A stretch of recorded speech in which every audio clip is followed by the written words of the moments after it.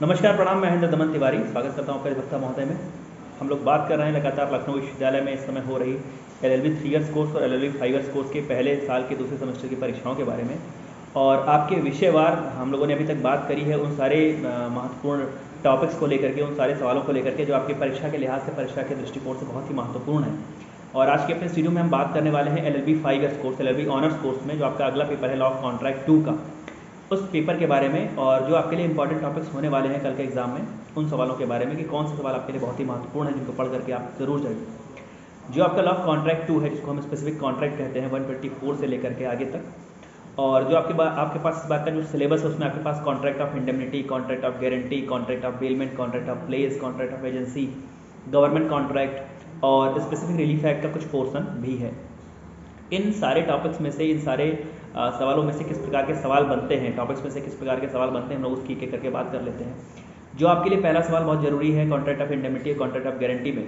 तो पहले मैं ये बोल दूं कि स्पेसिफिक कॉन्ट्रैक्ट में जितने भी कॉन्ट्रैक्ट हैं, कॉन्ट्रैक्ट का जो बेलमेंट है, बेलमेंट के बाद आपको बेलमेंट, एजेंसी, प्लेस, इंडेमनिटी और गारंटी, ये जितने भी कॉन्ट्रैक्ट्स हैं, कॉन्ट्रैक्ट में आप सारे के सारे कॉन्ट्रैक्ट के इसेंशियल एलिमेंट पढ़ करके जरूर जाइएगा।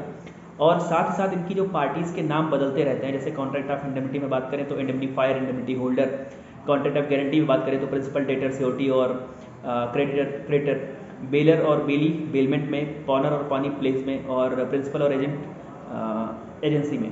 तो इन सारे कॉन्ट्रैक्ट के जो इसेंशियल एलिमेंट्स हैं उनको पढ़ करके जरूर जाइएगा। और जितनी भी पार्टीज़ हैं, मीन्स जिन कॉन्ट्रैक्ट में जो अलग अलग नाम से पार्टीज़ हैं, उनके राइट्स और ड्यूटीज़ को विशेष उन पर ध्यान दे करके जाइएगा। और जो सवाल बनते कहाँ से हैं, कैसे बनते हैं, क्या सवाल आपको मिलने वाले हैं, उसकी बात कर लेते हैं।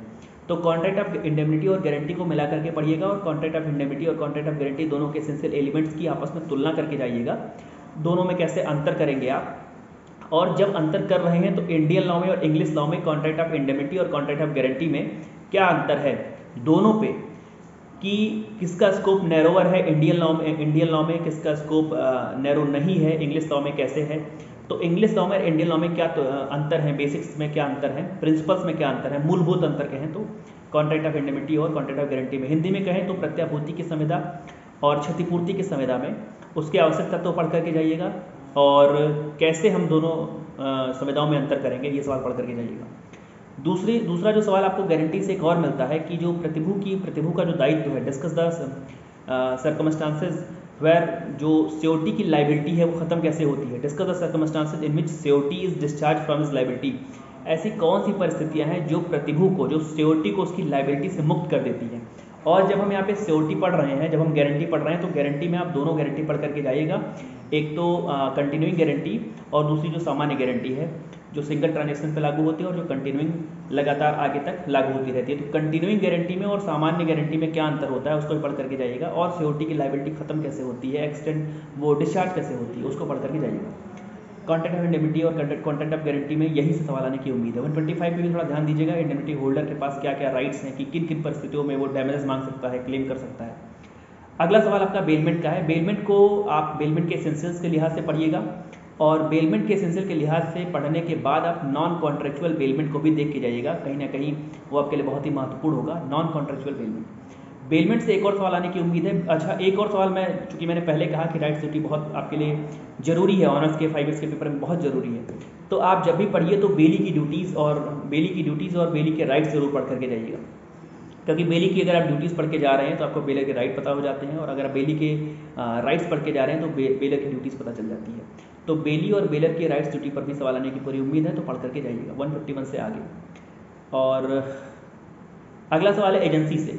तो एजेंसी में आपको क्रिएशन ऑफ एजेंसी पढ़ना है, कि एजेंसी क्रिएट कैसे की जाती है, कौन से मोड्स हैं क्रिएशन ऑफ एजेंसी के, रेटिफिकेशन क्या होता है, हस्बैंड एंड वाइफ के बीच एजेंसी का मतलब क्या होता है, एजेंसी बाई नेसेसिटी का मतलब क्या होता है, और टर्मिनेशन कब है, टर्मिनेशन कैसे हो सकता है, एजेंसी का टर्मिनेशन कैसे हो सकता है, एजेंसी बनती कैसे है, एजेंसी क्रिएट कैसे की जाती है उसके मोड्स, और एजेंसी को टर्मिनेट कैसे किया जाएगा उसके मोड। और यहीं पे आपके लिए एजेंट के राइट्स बहुत जरूरी हैं, एजेंट्स के राइट भी पढ़ करके जरूर जाइएगा। अगली बात करें अगले सवाल की, तो जो आपकी 4th यूनिट में गवर्नमेंट कॉन्ट्रैक्ट वाला जो पोर्शन है, तो गवर्नमेंट कॉन्ट्रैक्ट का मीनिंग क्या होता है, गवर्नमेंट कॉन्ट्रैक्ट से आप समझते क्या है, सरकारी संविदा का मतलब क्या होता है, अनुसमर्थन रेटिफिकेशन का मतलब क्या होता है, और सरकारी संविदा को बनाने में जो स्टेप्स हैं सरकारी संविदा को बनाने के जो इसेंशियल्स हैं और एक जो सामान्य संविदा के इसेंशियल्स है उसमें अंतर क्या है। मतलब कि जो रिक्वायरमेंट है गवर्नमेंट कॉन्ट्रैक्ट को फॉर्म करने की, उन सारे रिक्वायरमेंट्स को खूब कायदे से पढ़ करके जाइएगा कि एक सरकारी संविदा करने में पक्षकारों के पास क्या क्या एलिजिबिलिटी होनी चाहिए और उस कॉन्ट्रैक्ट को कब कहा जाएगा कि ये गवर्नमेंट कॉन्ट्रैक्ट है, क्या ऐसी चीज़ उसमें इन्वॉल्व होती है। और यहीं पर आपके लिए एक बहुत ज़रूरी सवाल है, बहुत आवश्यक ये है कि आप ये पढ़ करके जाइए कि जो एक सामान्य व्यक्ति की कॉन्ट्रेक्चुअल लाइबिलिटी होती है ब्रीच ऑफ कॉन्ट्रैक्ट में जो उसकी लाइबिलिटी अराइज होती है, और जो गवर्नमेंट की कॉन्ट्रेक्चुअल लाइबिलिटी है और जो गवर्नमेंट का ब्रीच ऑफ कॉन्ट्रैक्ट होने पे गवर्नमेंट का क्या रोल रहेगा, गवर्नमेंट की क्या लाइबिलिटी रहेगी। क्या अगर सेंट्रल गवर्नमेंट का कॉन्ट्रैक्ट है तो क्या राष्ट्रपति की लाइबिलिटी हो जाएगी, और क्या स्टेट गवर्नमेंट का अगर कॉन्ट्रैक्ट है तो क्या राज्यपाल की लाइबिलिटी हो जाएगी। तो आपको स्टेट की जो कॉन्ट्रेक्चुअल लाइबिलिटी है उस पर एकदम क्रिस्टल क्लियर रहना है कि आपको लाइबिलिटी कैसे लिखनी है स्टेट की according to article 299 Indian constitution. और अगर आपको संविदा से तुलना की जाए, सामान्य संविदा से तुलना की जाए जो आपके इंडियन कॉन्ट्रैक्ट एक्ट 1872 में है, तो आप कैसे लिखेंगे, उस सवाल को जरूर कायदे से पढ़ करके जाइएगा। प्लेज की बात अगर कर लें तो प्लेज में आपको प्लेज के जो इसेंशियल्स हैं वो पढ़ने हैं। प्लेज का मतलब क्या होता है, एसेंशियल्स क्या होते हैं, आवश्यक तत्व। और प्लेज में आप एक चीज़ जरूर पढ़ के जाइएगा कि गुड्स कौन से केसेस में जो गुड्स हैं उसको नॉन ओनर उसका कब प्लेज कर सकता है, गुड्स को नॉन ओनर प्लेज कब कर सकता है, और किस स्थिति में पौनी के पास ये राइट आ जाता है कि वो गुड्स को डिस्पोज ऑफ कर दे, नष्ट कर दे, या मतलब उसको अपने अनुसार यूज़ कर ले। और आपके लिए स्पेसिफिक परफॉर्मेंस से जो सवाल आने वाला है, तो स्पेसिफिक परफॉर्मेंस जो आपका 4th यूनिट में है कि एक्सप्लेन द केसेज, वो सारे कौन से ऐसे मामले हैं, कौन से ऐसे केसेज हैं जहां पे आप विनिर्दिष्ट अनुतोष, हिंदी में कहें तो विनिर्दिष्ट अनुतोष स्पेसिफिक रिलीफ पा सकते हैं। Explain the cases in which specific performance of contract, संविदाओं का स्पेसिफिक परफॉर्मेंस आप विशिष्ट पालन, संविदाओं का विशिष्ट पालन आप कब करवा सकते हैं, SRA में पढ़ करके जाइएगा, स्पेसिफिक रिलीफ एक्ट में। और अगर मुझे लगता है SRA आपने छोड़ा हुआ है कि और बाकी चीज़ें अगर आपने खूब कायदे से पढ़ी हैं जो शुरुआती आपके स्पेसिफिक कॉन्ट्रैक्ट हैं, तो SRA को आप स्किप कर सकते हैं सेमेस्टर के लिहाज से मैं कहूँगा। बाकी आने वाले समय में जुडिशरी के लिहाज से, आने वाले समय में आपके जुडिशल एग्जामिनेशन के पर्पज़ से आपके लिए SRA बहुत महत्वपूर्ण है।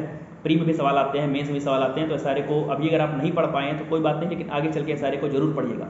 तो ये कुछ सवाल है। अच्छा, इन सवालों के साथ साथ मैं आपसे एक चीज़ और कहूँगा कि आप जितने भी आपके स्पेसिफिक कॉन्ट्रैक्ट्स हैं उसके नीचे जो इलस्ट्रेशंस दिए हुए हैं, चाहे बेलमेंट के नीचे दिया हो, चाहे कॉन्ट्रैक्ट ऑफ इंडेमिनिटी गारंटी के नीचे दिया हो, चाहे प्लेज और एजेंसी के नीचे दिया हो, तो वहाँ से आप इलस्ट्रेशंस को भी थोड़ा सा एक बार उस पर निगाह डाल के जाइएगा, क्योंकि कई बार पुराने सवालों का जो पैटर्न रहा है उसमें देखा गया है कि एक इलस्ट्रेशन आपसे पूछा गया है कि एक व्यक्ति होटल में गया, रेस्टोरेंट में गया खाना खाने, वहाँ उसने अपना ये सामान छोड़ दिया, तो ये क्या बेलमेंट है कि नहीं है, या किसी के पास पहले से कोई सामान पड़ा हुआ है तो क्या बाद में उसका बेलमेंट हो सकता है या नहीं, या नॉन कॉन्ट्रेक्चुअल बेलमेंट पे या प्लेस बाय नॉन ओनर पे पहले ऊपर आपसे एक प्रॉब्लम पूछ ली गई और वो उसके बाद आपको सीधे ना पूछा गया कि प्लेस बाय नॉन ओनर या बेलमेंट वाला, नॉन कॉन्ट्रेक्चुअल बेलमेंट वाला, या रेटिफिकेशन का, या गवर्नमेंट कॉन्ट्रैक्ट का।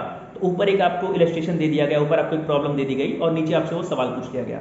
तो उसको बहुत ज़्यादा चकित होने की आवश्यकता नहीं है। पिछले सेमेस्टर में क्वासी कॉन्ट्रैक्ट वाला सवाल भी सीधे नहीं आया था, तो बहुत सारे लोग वहाँ पे जब आप लोगों ने सवाल देखा क्वासी कॉन्ट्रैक्ट वाला तो आपको लगा कि ये सवाल कौन सा है, लेकिन वो था क्वासी कॉन्ट्रैक्ट था वो कल्प संविदा का।